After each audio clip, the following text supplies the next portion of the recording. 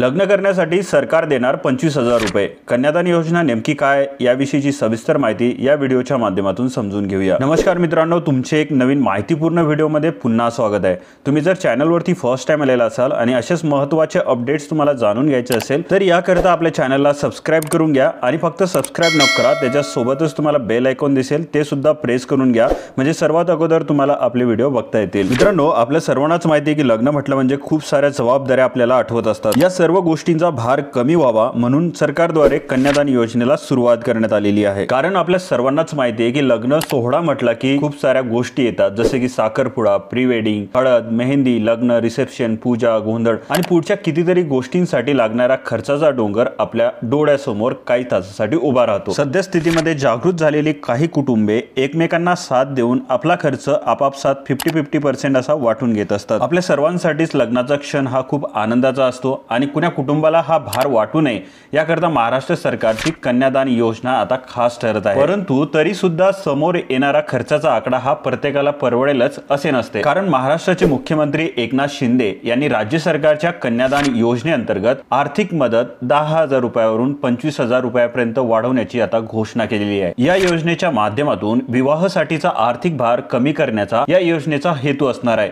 या संदर्भात शासन निर्णय सुद्धा लवकरच आता जारी केला जाईल, कारण याविषयी मुख्यमंत्र्यांनी फेब्रुवारीमध्ये पालघर येथील मेळाव्यात सांगितले होते। याबाबत अधिकृत निर्णय समोर येण्याआधी नेमकी कन्यादान योजना काय आहे व त्याचा लाभ कुणाला घेता येणार आहे याविषयीची सविस्तर माहिती आपण या व्हिडिओच्या माध्यमातून स्टेप बाय स्टेप समजून घेऊया, त्यामुळे हा व्हिडिओ शेवटपर्यंत नक्की बघा। सर्वात अगोदर आपल्याला हे समजून घेणे गरजेचे आहे की कन्यादान योजना नेमकी काय आहे। महाराष्ट्र सरकारच्या सामाजिक न्याय व विशेष सहाय्य विभागाच्या अधिकृत संकेतस्थळावरती दिलेल्या माहितीनुसार विवाह समारंभामध्ये होणाऱ्या अवाढव्य खर्चाचा भार कमी करण्यासाठी आणि सामूहिक विवाह सोहळ्याचे आयोजन करणाऱ्या स्वयंसेवी संस्थांना प्रोत्साहन देण्याकरता महाराष्ट्र शासनाच्या समाज कल्याण विभागाने कन्यादान योजना सुरू केलेली होती। कन्यादान योजनेच्या माध्यमातून अनुसूचित जाती, बहिष्कृत जाती, भटक्या जमाती, विशेष मागास प्रवर्ग आणि इतर मागासवर्गीय कुटुंबामधील सामूहिक विवाह सोहळ्यांमध्ये सहभागी होऊन विवाह करणाऱ्या जोडप्यांच्या पालकांना आर्थिक मदत दिली जाते।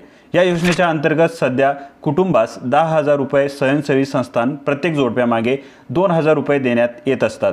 ही रक्कम भविष्यात वाढून आता 25,000 रुपये करण्याचा महाराष्ट्र सरकारचा मोठा निर्णय घेण्यात आलेला आहे। तुम्हाला सुद्धा या योजनेचा लाभ घ्यायचा असेल तर या योजनेकरता अटी काय आहेत हे समजून घेऊया। सर्वप्रथम वधूवर हे महाराष्ट्र राज्याचे रहिवासी असणे गरजेचे असणार आहे। यामध्ये वराचे वय हे 21 वर्ष तसेच वधूचे वय हे 18 वर्षापेक्षा कमी असू नये। यामध्ये जातीचे प्रमाणपत्र सक्षम व प्राधिकृत अधिकाऱ्याने दिलेले असावे। नवदाम्पत्यामधील वधू तसेच वर यापैकी दोन्ही किंवा एक जण हे अनुसूचित जातीमधील म्हणजेच नवबुद्धासह विमुक्त जाती तसेच भटक्या जमाती म्हणजे ज्यामध्ये धनगर व बंजारीसह विशेष मागास प्रवर्गामधील असणे गरजेचे असणार आहे। त्यानंतर बालविवाह प्रतिबंध कायदा तसेच हुंडा प्रतिबंध कायद्याच्या माध्यमातून असलेल्या कुठल्याही कलमाचा भंग या दाम्पत्य म्हणजे कुटुंबाच्या माध्यमातून झालेला नसावा। याबाबत लेखी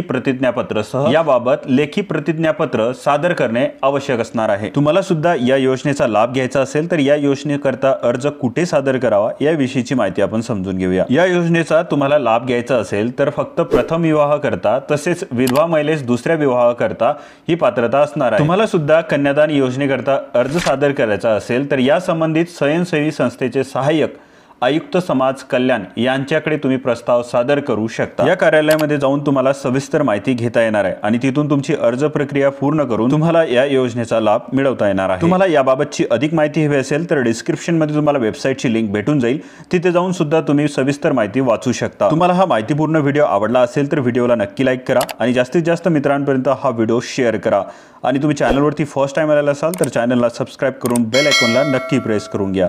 तर भेटूया नवीन व्हिडिओमध्ये, तोपर्यंत जय हिंद, जय महाराष्ट्र।